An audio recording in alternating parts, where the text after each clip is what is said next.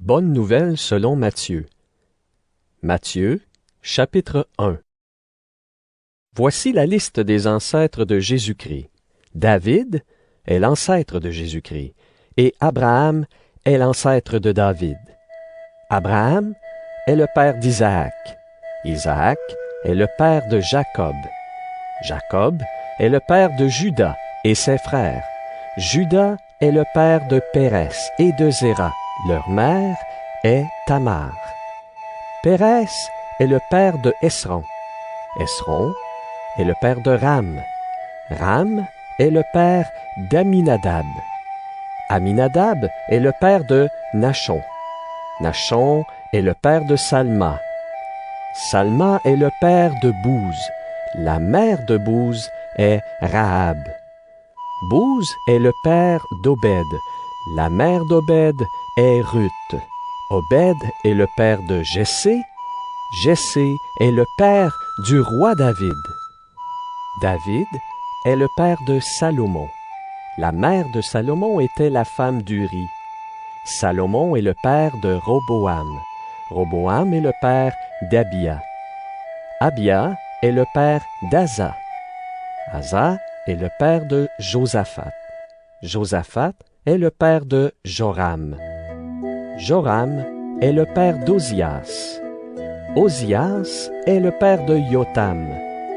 Yotam est le père d'Akaz. Akaz est le père d'Ézéchias. Ézéchias est le père de Manassé. Manassé est le père d'Amon. Amon est le père de Josias. Josias est le père de Jeconia et ses frères. À ce moment-là, on amène les Israélites prisonniers à Babylone. Après cela, Jeconia est le père de Shealtiel. Shealtiel est le père de Zorobabel. Zorobabel est le père d'Abioud. Abioud est le père d'Éliakim. Éliakim est le père d'Azor. Azor est le père de Sadoc. Sadoc est le père d'Akim. Akim est le père d'Éliud. Éliud est le père d'Éléazar. Éléazar est le père de Mathan. Mathan est le père de Jacob. Jacob est le père de Joseph. Joseph a pris Marie pour femme, et Marie est la mère de Jésus, qu'on appelle Christ. Voici le total. Il y a 14 générations depuis Abraham jusqu'à David. Il y a 14 générations depuis David jusqu'à ce qu'on amène les Israélites prisonniers à Babylone. Ensuite, il y a encore 14 générations jusqu'au Christ. Voici comment Jésus-Christ est né. Marie, sa mère, est promise en mariage à Joseph. Mais, avant d'habiter avec Joseph, Marie attend un enfant par la puissance de l'Esprit Saint. Joseph, son fiancé, est un homme juste. Il ne veut pas accuser Marie devant tout le monde. Alors il décide de la renvoyer en secret.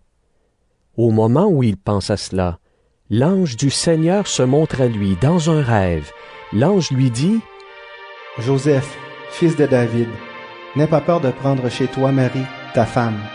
Oui, l'enfant qui est dans son ventre vient de l'Esprit Saint. Elle va mettre au monde un fils, et toi, tu l'appelleras Jésus. En effet, c'est lui qui sauvera son peuple de ses péchés. » Ainsi se réalise ce que le prophète a dit de la part du Seigneur. La jeune fille attendra un enfant. Elle mettra au monde un fils. On l'appellera Emmanuel, ce qui veut dire Dieu avec nous.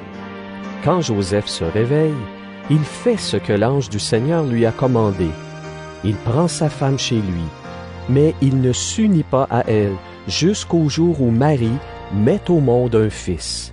Joseph donne à l'enfant le nom de Jésus.